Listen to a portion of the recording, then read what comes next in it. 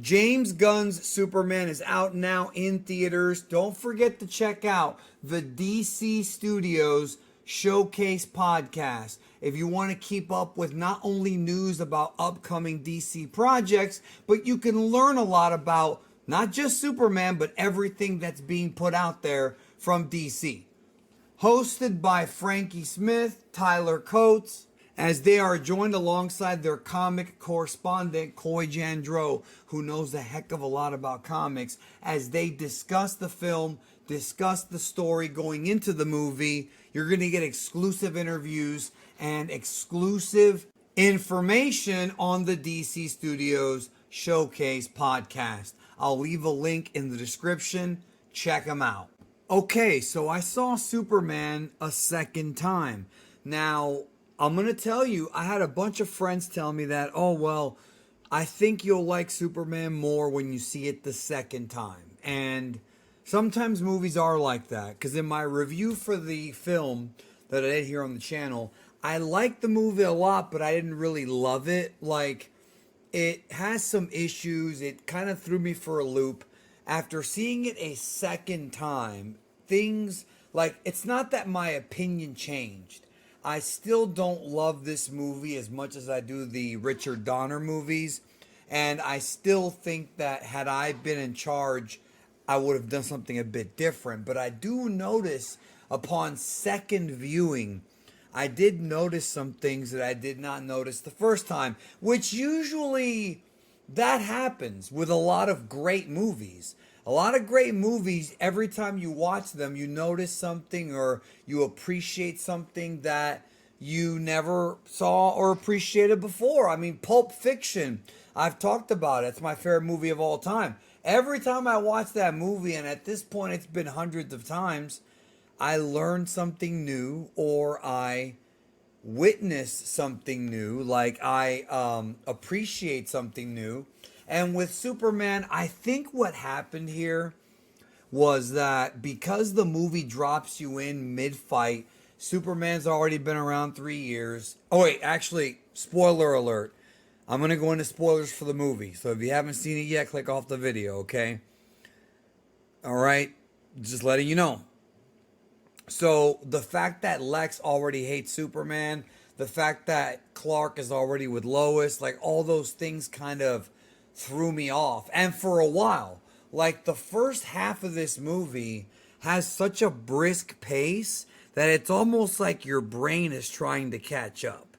I don't know if that makes sense or not. Like, I'm enjoying the visuals. It's a visual spectacle. The movie should be seen in IMAX or Dolby if you haven't had the chance to do that yet. But I feel like, it kind of just goes 600 miles an hour, and you're trying to like kind of get your bearings. So already knowing that, I think made the second viewing a bit better. Also, I really appreciated Nicholas Holt's Lex Luthor. I really like what he brought to the character. My favorite is still Clancy Brown, but like that didn't change. I don't think this Superman movie has superseded, no pun intended, my love for the animated series, which is phenomenal, the old WB one, and my love for the Richard Donner ones. And it's not nostalgia. I did watch all that when I was a kid, but a couple years ago went back to rewatch Superman the animated series, and I actually liked it more than I did when I was a kid. I got to appreciate it more because there's a lot of great stories that are in that show. Like, it really is. I don't know if I put it as good as Batman the Animated Series, but it is along the same vein. Saying how it's Bruce Timm. So one of the things I wanted to discuss about this viewing of Superman was how much I liked Guy Gardner the second time too. I do kind of wish they would, and they probably will, give him his own movie at some point. Hawkgirl didn't really get too much to work with, but Guy Gardner is a lot of fun. Mr. Terrific was obviously a character that is not very well known, not very popular, but a character that James Gunn, James Gunn's really good at taking some of these B and C level characters and really using them, and I saw he was doing that with this movie. It was a lot easier to bite. Also, when I said this movie's a cartoon, that still stands. And that's going to turn off some people. Unquestionably, it's going to turn off some people. And that's just something that, it's just the way it is. But it being a cartoon brought back those memories of the animated series. Also, this has happened before. When I first watched Guardians of the Galaxy Volume 2, I was like, that was good, but the first one's better. And when I saw Guardians 2 the second time, I really liked it more because I got to really focus in and hone in on that father-son storyline between Star-Lord and Ego. And that really became like the crutch of the film. And I realized that the very same thing happened here. Main character finds out that his parents are actually douchebags, his biological parents, and thus has to deal with the fact that he comes from a lineage that's not necessarily the most just. But yet, Superman is still out there saving people and doing the right thing in spite of his parents' orders. And I loved at the end of the film when he's like, I want to see my parents, and it shows the Kents instead of the L's. I love that. That right there, you know what it is?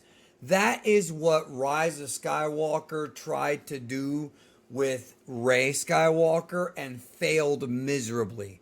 The idea that you can overcome your bloodline and that you don't have to follow in the footsteps of your bloodline if they do bad things is a very real story. Guardians 2 told it, and so did Superman. Rise of Skywalker was trying to tell it, but it came off so forced and so disingenuous that nobody bought it. It actually pissed them off. Here, though, it really shows that Superman's parents are not the ones that created him biologically, but the ones that raised him up to be a good man. The only thing I will say about my second viewing of Superman that I think did not change and actually was worse the second time is that I still don't buy that the entire world turned on Superman and just saw that footage of his parents and just flipped on him. Like I said in my review, I've seen cancel culture do that to people, but not on this level because Superman had been saving people for years. So even if I know someone who's a hero, right? Whether it be in real life or in the fictional world, they are a heroic, good person. They've done good things for people. And I find out their parents are douchebags, that does not mean that they're douchebags. That does not mean that at all. You don't have to be like your parents. That's the message of the arc of the Superman character.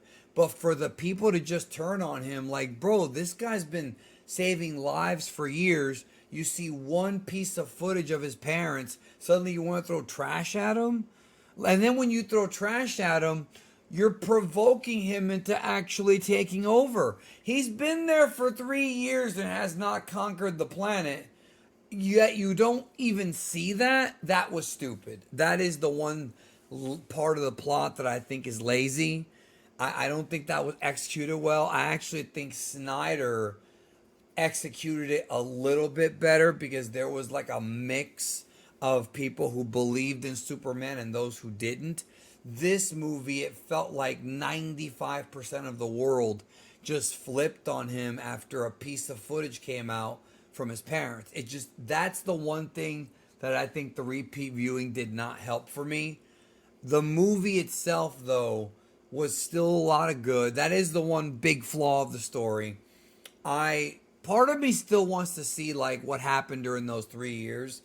I want to see more with Lois, and Jimmy Olsen actually had something to do. And that it's hard when they make these Superman movies to give Superman's like side crew stuff to do, like Jimmy Olsen, Perry, the people who work under Clark. Also, I wish it had more Clark Kent scenes because let me tell you, this is the closest they've gotten to Christopher Reeve. Not quite there, but Christopher Reeve's Clark Kent is the best Clark Kent in my opinion. So, yeah, Superman 2 better the second time. So, check it out. Those are my thoughts. Take care.